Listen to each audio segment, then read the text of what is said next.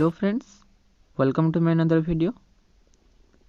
तो आज आम ये वीडियो आलोचना करवा भागवतर जो 24 गुरु प्रसंग रही तार रिलेटेड किसी लॉन्ग क्वेश्चन मुझे आसी। तो या आगर मुझे रिलेटेड शॉर्ट क्वेश्चन आलोचना कर सारी। जदि आप देखी ना डिस्क्रिप्शन रे मुझे वीडियो लिंक दे देती जो थी कि शॉर्ट क्वेश्चन जो आमर अवधूतर 24 जन गुरु अच्छा से गुरुंर विषय 24 टी गुरु विषय सम्यक सूचना दि जाइए। एवं जदि आप टेलीग्राम ग्रुप जॉइन होगा चाहते ताले मुझे वीडियो डिस्क्रिप्शन दे देती आप सीधा सड़क जाए जॉइन हो जातु। तो आज आम यार लॉन्ग क्वेश्चन आलोचना करवा। यार जो नोट्स मो पाखे बर्तमान अवेलेबल ना, जितेबाला अवेलेबल हम से निहाती अपलोड करी से आप सब्सक्राइब कर रखुँ आम एमएस ओडिया ट्यूटोरियल चैनल को एवं ऑल नोटिफिकेशन बेल को प्रेस कर दिखाँ जहाँफल जितेबाला मुझे वीडियो अपलोड करी आप सर्वप्रथमें पाइपर। तो प्रथम आम देखा कवि परिचित कवि परिचय। तो भागवतर लेखक होउछंती से भक्त कवि जगन्नाथ दास। सी जो पुरी जिलार कपिलेश्वरपुर शासन में ब्राह्मण परिवार जन्मग्रहण करते और 1482 से जन्मग्रहण कर विश्वास करा जाय थे। ठीक अच्छे। तो ए कवि जन्म संपर्क में आम दिवाकर दास द्वारा रचित जो जगन्नाथ चरित्रामृत रही ग्रंथ से आम जाना पाई था। कवि पिता नाम थिला भगवान दास एवं माता नाम थिला पद्मावती देवी। से भाद्रव मास शुक्ल पक्ष अष्टमी तिथि भूमिष्ठ होते। बापा थिले जड़े पुराण पंडा। ठीक अच्छे। तो तांको विषय किसी सम्यक सूचना दिखाई। यापर आम तार सारमर्म को जावा। तो सारमर्म आम आलोचना नक सीधा सड़क लॉन्ग क्वेश्चन क्वेश्चन उपरको आम जा। सारमर्म जहाँ पाखे गाइड ना बही ना से सारमर्म देखी निजे प्रस्तुत हो पारे। तो सारमर्म मुख्यतः अवधूत जो 24 जन गुरुं पाखर जो शिक्षा लाभ कर जो कीट पतंग पृथ्वी पवन आकाश वायु जल अग्नि चंद्र सूर्य तो से समस्त विषय सम्यक सम्यक सूचना दिखाई सारमर्म। तो आम सीधा सड़क लॉन्ग क्वेश्चन जा। लॉन्ग क्वेश्चन जिपरि लॉन्ग क्वेश्चन मागी से भाव में ही आप उपस्थापन करेंगे। तो प्रथमे तो ये जो सम्यक पॉइंट दि जाए 24 जन गुरुं संपर्क में एगुड़ी को निहाती भाव में आप देखी नियंतु। शॉर्ट क्वेश्चन वीडियो मुझे 24 जन गुरुं संपर्क में सविशेष आम आलोचना करें से देखिपारे ना यार सारमर्म देती देखी नियंतु। जो आमर कुरर पक्षी बालक गुरु ब्राह्मणी कुमारी गुरु। ठीक अच्छे। स्वर संधानिकारी गुरु सर्प गुरु उन्ननाभ गुरु कीट पेशकारी गुरु। तो ये 24 गुरुं संपर्क में शेष होती। एवं आम दीर्घ उत्तरमूलक प्रश्न उत्तर को आसवा। तो प्रथम प्रश्न अवधूत और जदुराजा संवादर 24 गुरु प्रसंगर सामाजिक मूल्यबोध विचार कर। साहित्य और समाज परस्पर परिपूरक। समाजर निच्छक प्रतिच्छबि साहित्यर पृष्ठ प्रतिफलित होता है। समाज को नहीं साहित्यर सृष्टि समाजर प्रचलित विभिन्न चिंता और चेतना साहित्य माध्यम प्रतिफलित हुए। समाज ही साहित्य सृष्टि कर उत्कृष्ट स्थान। समाजर सामाजिक चलणी को नहीं स्रष्टा मानस तार सौध निर्माण करे। ओडिया पंचशखा जुगर अन्यतम साधक होउछंती जगन्नाथ दास। भागवत एकादश स्कंधर अवधूत जदुबली तत्वनिष्ठ और आध्यात्म उत्तरणर संकेत होइथिले हैं एथिरे सामाजिक सत्य और सिद्धांतर मनमय परिप्रकाश प्रस्फुटित होता है। जीवन और जगत संपर्क गभीर अनुभूति और अभिज्ञता एथिरे प्रस्फुटित होइछि। एथिरे रहिछि ज्ञान और वैराग्य ज्ञान और भक्ति समावेश और मोक्ष कथा। संसार विषय वासना पल्ली और परिवार धन पार्थिव सुख को बारंबार असार कहुଯାଇଛି। प्रथमरु कली आगमनर फलाफल विषय सूचई दि जाइछि। यार कर्म विषय कहुଯାଇଛି। कर्म उपरे भक्त स्कंधने कर्म उपरे उक्त स्कंधरे गुरुत्व दि जाइछि। समाज में मनुष्य पास कले कर्म नक रही पारिबो नाही। गीतारे मध्य कर्मयोग संपर्क में वर्णना करा जाइछि। दश अदश विचार न करी अकर्म को जी कर्म मन करे तार भेदभाव जोगु वृद्धि भ्रंश हुए।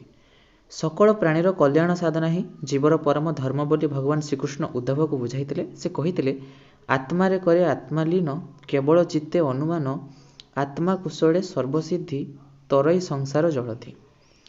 संसार में मनुष्य जन्मलाभ करी कर्म आदरी दुख सहे ନିଜର ଜୀବନ ପଥରେ ଗତି କରିଥାଏ। ପ୍ରାଣୀର ହିତ ସାଧନ ପାଇଁ ଯିଏ ନିଜକୁ ଉତ୍ସର୍ଗ କରେ ତାର ଜୀବନ ଧନ୍ୟ। ପରର 10 ଗୁଣ ବିଚାର କରିବା ମଧ୍ୟ ଠିକ୍ ନୁହେଁ। ସକଳ କାର୍ଯ୍ୟ ଭିତରେ ନିଜକୁ ଉଦାସ ରଖିପାରିଲେ ସୁଖ ମିଳେ। ସମାଜରେ ଜୀବନଯାପନ କରିବାକୁ ହେଲେ ମଧୁର ସୁରୁଚି ବଚନ ହେବା ବା କହିବା ଉଚିତ। ଏହାଦ୍ୱାରା ଶତ୍ରୁତା ଲୋପ ପାଏ, ସମସ୍ତେ ଆନନ୍ଦ ଲାଭ କରନ୍ତି। ମଧୁର ସୁରୁଚି ବଚନ ଶୁଣି ହରଷ ସର୍ବଜନ। ଜାତିଭେଦ ଉଚ୍ଚ ନିଚ ଭାବ ସମାଜରେ ରଖିବା ଉଚିତ ନୁହେଁ। ଅଗ୍ନି ଭଲ ମନ୍ଦ ବିଚାର ନ କରି ସର୍ବଭକ୍ଷଣ କରିଥାଏ। ଏହି କାରଣରୁ ସକଳ ଘରେ ଅବଧୂତ ଭୋଜନ କରନ୍ତି। ଏହା ହିଁ ସାମାଜିକ ଭେଦ ଓ ବୈଷମ୍ୟ ବିଲୋପ ପାଇଁ ଏକ ଆହ୍ୱାନ। ନିର୍ଲିପ୍ତ ଭାବରେ ସମସ୍ତଙ୍କ ସହିତ ମିଶି ଆଦିତ୍ୟ ପରି ରସ ଗ୍ରହଣ କରି ନେଇଯିବା ଉଚିତ। କୃପଣ ପରି ସଞ୍ଚୟ ନ କରି ଆବଶ୍ୟକ ସମୟରେ ଜନକଲ୍ୟାଣ ପାଇଁ ତାକୁ ଉତ୍ସର୍ଗ କରିଦେବା ଦ୍ୱାରା ମହତ୍ତ୍ୱ ବଢ଼େ ଓ ସମାଜର ମଙ୍ଗଳ ସାଧିତ ହୋଇଥାଏ। ଦାମ୍ପତ୍ୟ ପ୍ରେମ ସଂସାରରେ ଦାମ୍ପତ୍ୟ ପ୍ରେମ ମହନୀୟ। ପତିର ଭଜନ ପରେ ପତ୍ନୀର ଭଜନ, ପତିର ଦୁଃଖରେ ପତ୍ନୀ ଅଂଶଗ୍ରହଣ ହିଁ ଦାମ୍ପତ୍ୟ ପ୍ରେମ। ସନ୍ତାନମାନଙ୍କର ଯତ୍ନ ନେବା ଓ ସେମାନଙ୍କୁ ଆହାର ଯୋଗାଇ ମଣିଷ କରି ହିଁ ଗୃହସ୍ଥରେ ପବିତ୍ର ଧର୍ମ। ମଣିଷ କରିବା ହିଁ ଗୃହସ୍ଥର ପବିତ୍ର ଧର୍ମ। କପୋତପକ୍ଷୀ ପ୍ରସଙ୍ଗରେ ଅବଧୂତ ଏକ ଉଦାହରଣ ଦିଆଯାଇଛି ଏଠାରେ, ମୁଁ ଆଲୋଚନା କରୁନାହିଁ।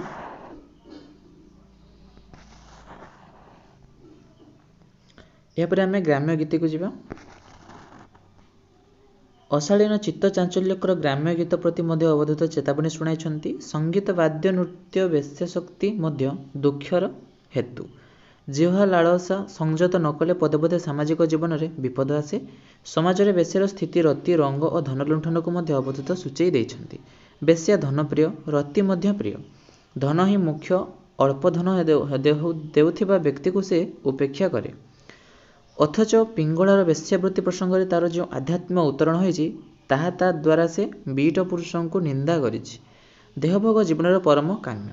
ମାନ ଅପମାନ ଓ ପରାପର ଚିନ୍ତା ନ କରି ସମାଜରେ ଜୀବନ ବିତାଇଲେ ସୁଖ ମିଳେ। ପୁନଶ୍ଚ ଅବଧୂତ ସୂଚାଇ ଦେଲେ ଯେ ଯେଉଁଠି ଅନେକ ଲୋକ ମିଳନ୍ତି ସେଠି କଳହ ହୁଏ। ଏଇଟା ଆମର ଉଦାହରଣ ଯେଉଁ ବ୍ରାହ୍ମଣୀ କୁମାରୀଙ୍କୁ ନିଆଯାଇଥିଲା। ଏହାପରେ ସାମାଜିକ ଜୀବନର ଚରିତ୍ର ଏଠି ଚିତ୍ରଣ କରାଯାଇଛି, ମୁଁ ଆଲୋଚନା କରୁନାହିଁ। ଏବେ ଆମେ ଦ୍ୱିତୀୟ ପ୍ରଶ୍ନକୁ ଯିବା। ଅବଧୂତ ଯଦୁରାଜ ସମ୍ବାଦର ସାହିତ୍ୟିକ ମୂଲ୍ୟ ବିଚାର କର। ଏଇଟା ଇମ୍ପୋର୍ଟାଣ୍ଟ କ୍ୱେଶ୍ଚନ୍। ସାହିତ୍ୟିକ ମୂଲ୍ୟବୋଧ ହିଁ ତାର ବିଚାର କରିବା ପାଇଁ କହିଛି। ସାହିତ୍ୟ ସତତଃ ପ୍ରବହମାନ, କାଳେ କାଳେ ତାର ରୂପାନ୍ତର। ବର୍ଣ୍ଣ ବୈଭବର ଅନୁପମ ଶ୍ରୀରେ ତାହା ଜୀବନ୍ତ ତଥା ରୁଚିବନ୍ତ। ପଞ୍ଚସଖା ଯୁଗର ଅନ୍ୟତମ ସତୀର୍ଥ ହେଉଛନ୍ତି କବି ଅତିବଡ଼ି ଜଗନ୍ନାଥ ଦାସ। ଜଗନ୍ନାଥ ଦାସ ଥିଲେ ବାଲ୍ୟକାଳରୁ ମେଧାବୀ, ପିଲାଦିନରୁ ଭକ୍ତିପରାୟଣ। ଶ୍ରୀ ଜଗନ୍ନାଥଙ୍କଠାରେ ସେ ଥିଲେ ସମର୍ପିତ ପ୍ରାଣ। ଭାଗବତର ଲୋକପ୍ରିୟତା ସମ୍ପର୍କରେ ଅଧ୍ୟାପକ ପଠାଣି ପଟ୍ଟନାୟକ ଲେଖିଛନ୍ତି, ସାହିତ୍ୟ ଯଦି ହୁଏ ସହିତରେ ବର୍ତ୍ତମାନ, ସାହିତ୍ୟ ଯଦି ସମ୍ୟକ ଭାବରେ ହିତ ସାଧନ କରିଚାଲିଥାଏ, ସାହିତ୍ୟରେ ଯଦି ଜାତି ଓ ସମାଜର ଅନ୍ତର୍ନିହିତ ସୌନ୍ଦର୍ଯ୍ୟ ରୂପାୟିତ ହୋଇଥାଏ, ତେବେ ଏହିସବୁ ବିଚାରରେ ଜଗନ୍ନାଥ ଦାସଙ୍କ ଭାଗବତ ଆମ ସାହିତ୍ୟର ଏକ ମହାନ ସମ୍ପଦ। ଭାଗବତର ଯଦୁରାଜା ଅବଧୂତ ସମ୍ବାଦ ଏକ ତାତ୍ତ୍ୱିକ ରଚନା। ଉକ୍ତ ଅଧ୍ୟାୟରେ ପିଙ୍ଗଳା ବେଶ୍ୟା, ବ୍ରାହ୍ମଣ କୁମାରୀ ଓ କପୋତପକ୍ଷୀ ପ୍ରସଙ୍ଗରେ ଯେପରି ବର୍ଣ୍ଣନା କରାଯାଇଛି ତାହା ସାହିତ୍ୟିକ ରସ ସ୍ନିଗ୍ଧ। ସଂସାର ଆସକ୍ତ ଯଦୁରାଜା ଯେପରି ସଂସାର ତ୍ୟାଗୀ ଅବଧୂତଙ୍କ ଉପଦେଶ କ୍ରମେ ସନ୍ନ୍ୟାସୀ ଅବଲମ୍ବନ କରିଅଛନ୍ତି ତାହା ମଧ୍ୟ ବେଶ ହୃଦୟସ୍ପର୍ଶୀ। ଏହାପରେ ସାହିତ୍ୟିକ ମୂଲ୍ୟବୋଧର ଅଳଙ୍କାରକୁ ଆମେ ଯିବା। ଅବଧୂତ ତାଙ୍କର ସୁଖ କାରଣ ସ୍ୱରୂପ 24 ଗୁରୁଙ୍କଠାରୁ ଶିକ୍ଷାକର୍ତ୍ତା ପ୍ରସଙ୍ଗ କହିଅଛନ୍ତି। ଏହି ପ୍ରସଙ୍ଗରେ ଉପମା ଅଳଙ୍କାର ସାହାଯ୍ୟରେ ତାତ୍ତ୍ୱିକ ଭାବକୁ ରୂପାୟିତ କରାଯାଇଛି। ଯେମିତିକି ମେଘ ଯେ ଶୂନ୍ୟ ଜନ୍ମ ହୋଇ ଶରୀରରେ ଆକାଶ ଢାଙ୍କଇ ଭୂମି ଲୋକଙ୍କୁ ଛାୟା ଦିଶେ, ସେ ଜହ୍ନେ ଆକାଶ ନ ମିଶେ। ତାପରେ ରୂପକ ଅଳଙ୍କାର, ତାପରେ ଏଠି ସ୍ୱଭାବବ୍ୟକ୍ତି ଅଳଙ୍କାର, ମୁଁ ଆଲୋଚନା କରୁନାହିଁ। ଏହାପରେ ଆମେ ରସକୁ ଆସିବା। ଅବଧୂତ ଯଦୁରାଜ ସମ୍ବାଦର ମଧ୍ୟ ଶୃଙ୍ଗାର ଶାନ୍ତ କରୁଣ ଭକ୍ତିରସର ପ୍ରୟୋଗ ହୋଇଅଛି। ଏଠାରେ ରସ ହେଉଛି ବ୍ରହ୍ମାନନ୍ଦ ସହୋଦର। ଏହି ରସ ଅଲୌକିକ ଆନନ୍ଦଦାୟକ, ଭଗବାନଙ୍କ ଆନନ୍ଦ ସ୍ୱରୂପ। ଅବଧୂତ ଯଦୁରାଜ ସମ୍ବାଦରେ ମୁଖ୍ୟତଃ ଶାନ୍ତ ଭକ୍ତି ଓ ଶୃଙ୍ଗାର ରସ ନିହିତ। ଏହି ରସ ତ୍ରୟ ପରସ୍ପର ସାପେକ୍ଷ। ଶୃଙ୍ଗାର ରସ ଏହି ପ୍ରସଙ୍ଗରେ ଚମତ୍କାରିତା ସୃଷ୍ଟି କରିଅଛି। ଏହା ଆଣିଛି ଚିତ୍ତ ଦ୍ରବୀଭୂତ ଭାବ, ଏହା ହିଁ ଦ୍ୟୁତି ଭାବ। ଏହି ଶୃଙ୍ଗାର ସମ୍ଭୋଗ୍ୟ ନୁହେଁ, ବିପ୍ରଳମ୍ଭ ଶୃଙ୍ଗାର। ଗଭୀର କାରୁଣ୍ୟବୋଧ ମଧ୍ୟ ଦେଇ ଶୃଙ୍ଗାର ମଧ୍ୟ ତଲ୍ଲୀନ ହୋଇଅଛି। ପରବର୍ତ୍ତୀ ସମୟରେ ଶୃଙ୍ଗାର ରସ ଭକ୍ତି ରସରେ ରୂପାନ୍ତରିତ ହୋଇଅଛି। କପୋତପକ୍ଷୀ ଓ ପିଙ୍ଗଳା ବେଶ୍ୟା ପ୍ରସଙ୍ଗରୁ ଏହାର ପରିଚୟ ମିଳିଥାଏ। କପୋତ ଘର ବନର ସ୍ନିଗ୍ଧ ଶୀତଳ ପରିବେଶ ମଧ୍ୟରେ କପୋତୀ ସହିତ ପ୍ରେମମୟ ଜୀବନଯାପନ କରିଥାଏ। ତିଳେ ମାତ୍ର ସଙ୍ଗ ବିଚ୍ଛେଦ ନାହିଁ। ଏକତ୍ର ଶୟନ ଭୋଜନ କରିଥାନ୍ତି। କପୋତୀ ପ୍ରସବ କଲା 2ଟି ଡିମ୍ବ। ପକ୍ଷୀ ପକ୍ଷିଣୀ ସ୍ନେହବସରେ ଡିମ୍ବ ତାପିଲେ। କିଛି ଦିନ ଅନ୍ତେ ସେଥିରୁ ଜନ୍ମ ନେଲେ ଦୁଇଟି ବାଳକ। ପୁଲକିତ ହେଲେ ପିତାମାତା, ଆହାର ଦେଇ ବଜାଇଲେ ବାଳକ ଦୁଇକୁ। ସେମାନଙ୍କ ଦେହରେ ଉଠିଲା ଲୋମ, ଗଭୀର ଆନନ୍ଦ ସୃଷ୍ଟି ହେଲା ପିତାମାନଙ୍କ ମନରେ। ଏ ପ୍ରସଙ୍ଗରେ କବି ତାକୁ ବର୍ଣ୍ଣନା ମଧ୍ୟ କରୁଛନ୍ତି ଏକ ଗୀତି ମାଧ୍ୟମରେ। ତ ଏଇଟା ମୁଖ୍ୟତଃ ଏଇଟା ବାତ୍ସଲ୍ୟ ରସର ପରିଚୟ ମିଳିଥାଏ। ଏ ଉଦାହରଣରୁ ଆମେ ଜାଣିଲେ ସେହି ବାଳକ ଦ୍ୱୟ ଶବର ଜାଲରେ ପଡ଼ିଯାଇଥିଲେ। କପତି ପୁତ୍ରଙ୍କର ବିକଳ ଅବସ୍ଥା ଦେଖି ଜାଲରେ ପଡ଼ିଯାଇଛି। ପୁତ୍ରପତି ଅଛି ଜନନୀ ହୃଦୟର ଦୁର୍ବାର ଆକର୍ଷଣ। ଏହି ଶାଶ୍ୱତ ମାନବିକ ଭାବ ଏଥିରେ ପ୍ରତିପାଳିତ ହୋଇଛି। ରକ୍ତମାଂସ ଦେହଧାରୀ ସନ୍ତାନର ମୃତ୍ୟୁକାତର ଅବସ୍ଥାକୁ ଦେଖି ଧୈର୍ଯ୍ୟ ଧରି ରହିପାରେ। ପତ୍ନୀ ଓ ପୁତ୍ରଙ୍କର ଏହି ଦାରୁଣ୍ୟ ଦୁର୍ବିପାକ ଦେଖି କପୋତ ବିଳାପ କରିଛି। ମୁଁ ଏବେ ଏକା ବୃକ୍ଷେ ଥାଇ କେମନ୍ତି ଧରେବଟି ଦେହି, ଏମନ୍ତ କରେଇ ରଦନ କ୍ଷଣ କ୍ଷଣକେ ଅଚେତନ। କପୋତ ହୃଦୟରେ ସୃଷ୍ଟି ହେଲା ଗଭୀର ବେଦନାବୋଧ। ପୁତ୍ର ଓ ପତ୍ନୀକୁ ହରାଇ ସେ ଆଉ କାହିଁକି ଜୀବନ ଧାରଣ କରିବ? ସଂସାରୀ ପକ୍ଷରେ ଆନନ୍ଦ ତାର ଘର ସଂସାର, ତାର ପତ୍ନୀ ଓ ସନ୍ତାନ। କପୋତର ମନେ ପଡ଼ିଲା ପ୍ରିୟତମ ପତ୍ନୀର ମହନୀୟ ଗୁଣାବଳୀ। ସେ କାନ୍ଦି କାନ୍ଦି ଗାଇଛନ୍ତି। ଏହାପରେ ପିଙ୍ଗଳ ବେଶ୍ୟାର ସମ୍ଭୋଗ ଲାଭ ପାଇଁ ଧନୀ ପୁରୁଷ ସେଦିନ କଥା ଦେଇଥିଲା ବା କଥା ଦେଇଗଲା। ବିନିମୟରେ ସେ ଦେବାକୁ କହିଗଲା ପ୍ରଚୁର ଅର୍ଥ। ପିଙ୍ଗଳର ଆନନ୍ଦ କହିଲେ ନ ସରେ। ରତି ରସ ଲାଳସୀ ପିଙ୍ଗଳ ଆପଣାକୁ ସଜାଇଲା ରମଣୀୟ ଭାବରେ। ନିଜେ ମଧ୍ୟ ଅପୂର୍ବ ବେଶରେ ହେଲା ସୁସଜ୍ଜିତ। ପିଙ୍ଗଳର ଦେହ ତୃଷ୍ଣାଲୋପ ପାଇଲା। ସମ୍ଭୋଗ ଶୃଙ୍ଗାର କାମନା ବିପ୍ରଳମ୍ବ ଶୃଙ୍ଗାର ମଧ୍ୟ ଦେଇ ମୋକ୍ଷ ଶୃଙ୍ଗାରରେ ପରିଣତ ହେଲା।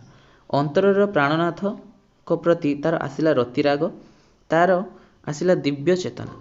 ଅନ୍ତରର ପ୍ରିୟତମ ସୁଖ ଆନନ୍ଦଦାତା ସ୍ୱାମୀକୁ ଛାଡ଼ି ସେ ଏତେଦିନ ତୁଚ୍ଛ ପୁରୁଷ ସହିତ ରମଣ କରିଥିଲା। ଦେହ ତୃଷ୍ଣା ପ୍ରତି ତାର ବୈରାଗ୍ୟ ଆସିବାରୁ ସେ ଅନୁଭବ କଲା। ତ ଏଇ ଯେଉଁ ଉଦାହରଣ ଦିଆଯାଇଛି ଏଇଟା ମୁଖ୍ୟତଃ ଶୃଙ୍ଗାର ରସକୁ ଯେଉଁ ଆମର ବେଶ କରି ଏଇଟା ଦିଆଯାଇଛି ଉଦାହରଣଟି। ଏହାପରେ ଆମେ ଭକ୍ତି ରସକୁ ଆସିବା। ତ ଗୁରୁ ପରମ୍ପରା ପ୍ରସଙ୍ଗରେ ଜ୍ଞାନ ବୈରାଗ୍ୟ ମୋକ୍ଷ ଉପରେ ଗୁରୁତ୍ୱ ଆରୋପ କରାଯାଇଥିଲେ ମଧ୍ୟ ଏଥିରେ କୃଷ୍ଣ ଭକ୍ତି ଉପରେ ମଧ୍ୟ ପ୍ରାଧାନ୍ୟ ପ୍ରଦାନ କରାଯାଇଅଛି। ଉଦ୍ଧବ ତାଙ୍କ ନିକଟରେ ନିଜକୁ ସମର୍ପଣ କରିଦେଇଛନ୍ତି। ତୁ ଆତ୍ମା ସତ୍ୟ ନିତ୍ୟ ନିଧି, 14 ଭୁବନ ପ୍ରସିଦ୍ଧି, ତୁ ବ୍ରହ୍ମଜ୍ଞାନ ଗୁରୁଦାତା, ତବିନୁ ନାହିଁ ଅନ୍ୟ କର୍ତ୍ତା। ଉଦ୍ଧବ ଭଗବାନ ଶ୍ରୀକୃଷ୍ଣଙ୍କ ପାଦପଦ୍ମରେ ଶରଣ ପଶିଛନ୍ତି। ଏଥିରୁ ଉଦ୍ଧବଙ୍କର ପରମାତ୍ମିକ ଜ୍ଞାନ ସହିତ ଭକ୍ତି ଭାବର ମଧ୍ୟ ପରିଚୟ ମିଳିଥାଏ। ଏଠି ଜ୍ଞାନରୁ ଭକ୍ତି ଅଲଗା ନୁହେଁ, ତେଣୁ ଏହା ମଧ୍ୟ ଭକ୍ତି ରସର ପରିଚାୟକ। ଏହି ଭକ୍ତି ଶୁଦ୍ଧ ଭକ୍ତି ନୁହେଁ, ମାନେ ଏଇ ଯେଉଁ ଭକ୍ତିଟା ଏଇଟା ଶୁଦ୍ଧ ଭକ୍ତି ନୁହେଁ। ଜ୍ଞାନ ଭକ୍ତି ଅବଧୂତ ମଧ୍ୟ ଯଦୁରାଜାଙ୍କୁ ଚେତାଇ ଦେଇଗଲେ। ଏଇଟା ଆଉ ଗୋଟେ ଉଦାହରଣ ଦିଆଯାଇଛି। ଏହାପରେ ଆମେ ପରବର୍ତ୍ତୀ ପ୍ରଶ୍ନକୁ ଆସିବା। ଅବଧୂତ ଯଦୁରାଜା ସମ୍ବାଦରୁ ଦାର୍ଶନିକ ଓ ତାତ୍ତ୍ୱିକ ବ୍ୟାଖ୍ୟା ବିଚାର କର। ଏଇଟା ମଧ୍ୟ ଗୋଟେ ଇମ୍ପୋର୍ଟାଣ୍ଟ କ୍ୱେଶ୍ଚନ୍। ତାର ଦାର୍ଶନିକ ମୂଲ୍ୟବୋଧ ଏବଂ ତାର ତାତ୍ତ୍ୱିକ ମୂଲ୍ୟବୋଧ। ଜଣେ ବରେଣ୍ୟ କବି ଭାବରେ ଜଗନ୍ନାଥ ଦାସ ସୁଖ୍ୟାତି ସର୍ବଜନ ବିଦିତ। ତ ମୁଖ୍ୟତଃ ମୁଁ ସଜେଷ୍ଟ କରିବି ଯେ ଏଇସବୁ ଲଙ୍ଗ୍ କ୍ୱେଶ୍ଚନ୍ରେ ଆମ କବି ପରିଚୟ ଯାହା ଦିଆହେଇଛି ଏଇଟାକୁ ଆପଣ ଫଲୋ ନ କରିବା ପାଇଁ ଆପଣ ଯେଉଁ ଆମର ରହିଛି ବହିରେ, ତ ବହିରୁ ନିଜ ମନରୁ ତାକୁ ବନେଇଲେ ହିଁ ସବୁଠୁ କବି ପରିଚୟଟି ସୁନ୍ଦର ବା ସୁସଙ୍ଗତ ହୋଇଥାଏ। ତ ଏଇଟା ଆମର ଡାଇରେକ୍ଟ ସମ୍ୟକ ଦେଇଥାଏ, ଏତେ ଶୁଣିବା ପାଇଁ ବି ଭଲ ଲାଗିନଥାଏ। ତେଣୁ ମୁଁ ସଜେଷ୍ଟ କରିବି ଯେତେବେଳେ ବି ଆପଣ ଲଙ୍ଗ୍ କ୍ୱେଶ୍ଚନ୍ରେ କବି ପରିଚୟ ଦେଉଛନ୍ତି ନିଜସ୍ୱ ଭାଷାରେ ହିଁ ଦିଅନ୍ତୁ। ଓଡ଼ିଆ ସାହିତ୍ୟର ସୌରଭରେ ସେ ଏକ ଚିର ପ୍ରସ୍ଫୁଟିତ ଶତଦଳ ପରି ସୁଶୋଭିତ। ଯୁଗ ଯୁଗ ଧରି କବିଙ୍କ ଭାଗବତ ଓଡ଼ିଶାର ସହରଠାରୁ ଆରମ୍ଭ କରି ପୁର ପଲ୍ଲୀ ପର୍ଯ୍ୟନ୍ତ ସବୁଠାରେ ପଠିତ। କବି ତାଙ୍କର ଏହି ଗ୍ରନ୍ଥଟି ଦେବତାଙ୍କ ପରି ଠାକୁରଙ୍କ ଗାଦିରେ ପୂଜିତ ହୁଏ। ଭାଗବତ ଘର ମଧ୍ୟ ଗାଁ ମୁଣ୍ଡରେ ଦେଖିବାକୁ ମିଳିଥାଏ। ଭାଗବତକୁ ଓଡ଼ିଆମାନେ ପବିତ୍ର ଧର୍ମଗ୍ରନ୍ଥ ଗୀତା ପରି ଜ୍ଞାନ କରିଥାନ୍ତି। ଦର୍ଶନର ମୌଳିକ ଉଦ୍ଦେଶ୍ୟ ହେଲା ଆତ୍ମସନ୍ତୋଷ। ଭୋଗ ସଂଭୋଗ ଲାଳସା ତ୍ୟାଗ କରି ଦେହ ଓ ସଂସାରକୁ ଅନିତ୍ୟ ଓ ଅସାର ମନେକରି ବ୍ରହ୍ମପଦକୁ ଏକମାତ୍ର ସାର ମନେକଲେ ଓ ଜ୍ଞାନଯୋଗ ବଳରେ ଚିରନ୍ତନ ସନ୍ତୋଷ ମିଳିଥାଏ। ଏହି ସଂସାରରେ ଥାଇ ଯିଏ ନିର୍ଲିପ୍ତ ନିର୍ବିକାର ଓ ନିରହଙ୍କାର ନିଷ୍କାମ କର୍ମସାଧନା ଫଳରେ ଯେ ଗତିଶୀଳ ସେ ହିଁ ସୁଖୀ। ଯିଏ ମାୟା ସଂସାରରେ ଆସକ୍ତ ସେ ଦୁଃଖୀ ଜୀବନରେ ଦୁଃଖୀ ଅଛି ବା ଦୁଃଖ ଅଛି। ଦୁଃଖର କାରଣ ଅଛି, ଦୁଃଖ ବିଲୋପର ଉପାୟ ମଧ୍ୟ ଅଛି। ଏହି ଗୁରୁବାଦରୁ ତାହାର ପ୍ରେରଣା ମିଳିଥାଏ। ଜନ୍ମ ମୃତ୍ୟୁ ସଂସାର ପରିବାର ବିପର୍ଯ୍ୟୟ ସମ୍ପର୍କରେ ଯେଉଁ ସଂଶୟ ଉଦ୍ଧବଙ୍କ ମନରେ ସୃଷ୍ଟି ହୋଇଥିଲା ସେହି ସଂଶୟ ମଧ୍ୟ ହୋଇଛି ଯଦୁରାଜାଙ୍କ ମନ ଭିତରେ। ସବୁ ଥାଇ ମଧ୍ୟ ସେ ସୁଖୀ ନୁହନ୍ତି। ମହାଭାରତର ଧର୍ମବକଙ୍କର ପ୍ରଶ୍ନ ଉତ୍ତରରେ ଧର୍ମରାଜ ଯୁଧିଷ୍ଠିର କହିଥିଲେ, ଯିଏ ଦିବସର ଅଷ୍ଟମ ଭାଗରୁ ଭାଗେ ମାତ୍ର ସାକାନ୍ନ ଖାଇ ଜୀବନ କଟାଏ, ଯିଏ ଅନୃଣୀ ଓ ଅପରିଗ୍ରହ ସେ ହିଁ ସୁଖୀ। ଉପନିଷଦମାନଙ୍କରେ ଅଛି ମଧ୍ୟ ଏହି ଶାନ୍ତିର ଅନ୍ୱେଷ। ମାୟାବାଦ ଦେହକୁ ଅସାର କହେ, ଦେହ ନାନା ରୋଗର ଆକାର। ଭାଗବତ କିନ୍ତୁ ମାୟାବାଦ ବିରୋଧରେ ସ୍ୱର ଉତ୍ତୋଳନ କରେ। देह को अनित्य असार कही हेँ देह मध्य देई देहातीତରେ संधान ପାଇଁ आह्वान ଦେଇଛି। भागवत बारंबार घोषणा करुछि मनुष्य देह दिव्यगान देखि संतोष भगवान दुर्लभ मनुष्य शरीर स्वभाव अनित्य संसार। देह उपरे गुरुत्व प्रदान कराए संयम माध्यम परम सानिध्य लाभ करने ही भागवत बाणी। इंद्रिय मानक बल देह को छाड़देले देहर विकास हुए, आत्मा दुख पाए। अवधूत जदुराजा को यही कथा कहवा संगे संगे चेतई देइछन्ति एक उदाहरण माध्यम। तापर देखिए जेउठी देह केवल इंद्रिय शक्त रूप गंध शब्द स्पर्शर अधीन जेपरी देह अनित्य सही देहरे देहातीतर अवतरण हुए नहीं। सेठी क्षुधा तृष्णा लालसा मौथुन्य आदि देह को विचलित करे। सर्वत्यागी सन्यासी ही एसबू अतिक्रम कर जाए। इंद्रिय संयम द्वारा व्यक्ति देहरे आसक्ति दमन करे। जार इंद्रिय निगृहित से ही प्रज्ञावान।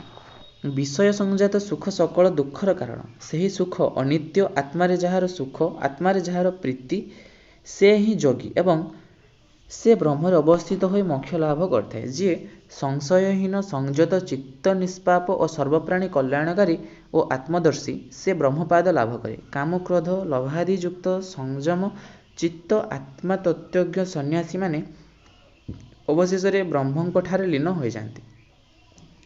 रूपरस गंध स्पर्श शताब्दी बाह्य विषय गुड़िक से मनरू निर्वासित करती। मन को संयम कले व्यक्ति जगस्थ हुए। फल तार ज्ञान विकसित हुए।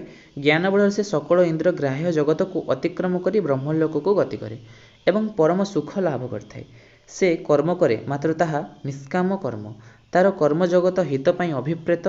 आत्मज्ञानी ब्रह्मदर्श योगी ही विश्व कल्याण पाई इंगित दिए। श्रीमद्भगवत्रे अवधूत लोकहित प्रेरणा देइछन्ति। वितर्क ज्ञानी महत्व विश्लेषण कर जगत कल्याण जदुराजा को उपदेश देइछन्ति एक उदाहरण माध्यम आप निजे देख पारे। श्रीमद् भगवत गीतार मध्य संपर्क में भगवान अर्जुन को उपदेश देइछन्ति जे जीए लब्ध द्रव्य संतुष्ट श्रीतृष्ण सुख दुखादि द्वंद्व सहिष्णु समदर्शी एवं सिद्धि असिद्धि आनंद विषादहीन से कौनसी कर्मानुष्ठान आबद्ध हुएंति नहीं। से ही होउछि प्रकृति जी कर्मपाल को अपेक्षा रखे नहीं। विहित कर्मे मन करी आपणार कर्तव्य करे जाए।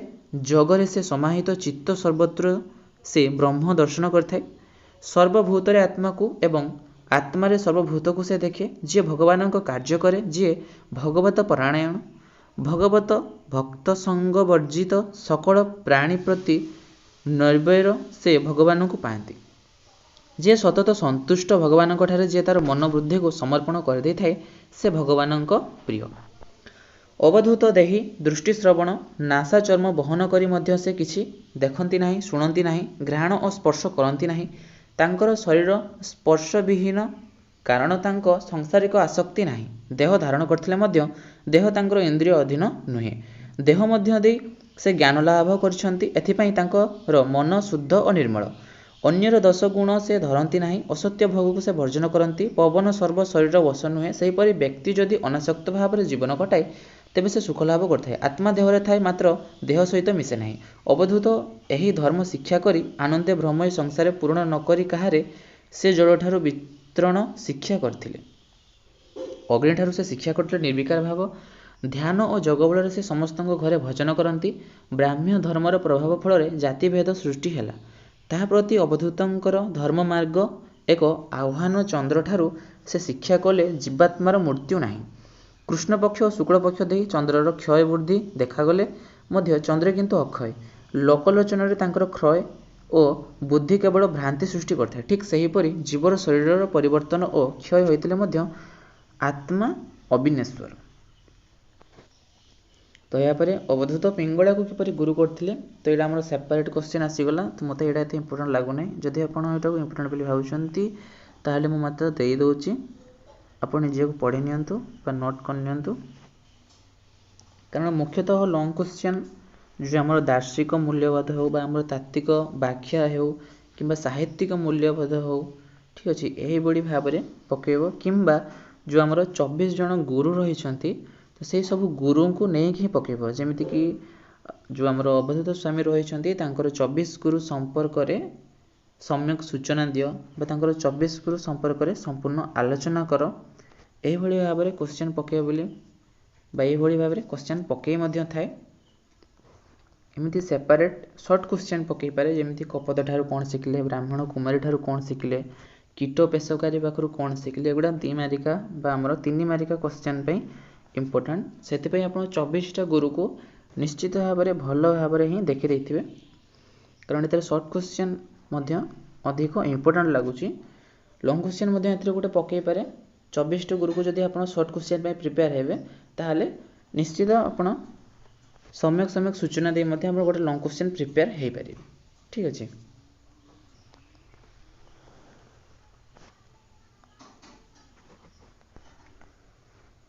तो ये आम समाप्त हो भागवतर जो 24 गुरु प्रसंग थिला तार किसी लंग क्वेश्चन आशा करुँच भिडियोटी निश्चित हेल्पफुल होता भिडियोटी केमिति लागला आमको कमेंट बॉक्स रे निश्चित भाव में कमेंट कर जनातु एवं आगको ये टॉपिक वीडियो सब पाइबा आपड़ सब्सक्राइब कर रखु आम चैनल को एवं अन्य टॉपिक जो सब वीडियो अपलोड कर सारी जब आप देखी ना ताले आम चैनल को विजिट कर प्लेलिस्ट को जाए +3 4th सेमिस्टर रे जाए आप सब प्रकार notes paper long question short question सबकि पाइपर सेठारे। तो आज ये भिडियोटी शेष पर्यंत देखिए आपको बहुत बहुत धन्यवाद।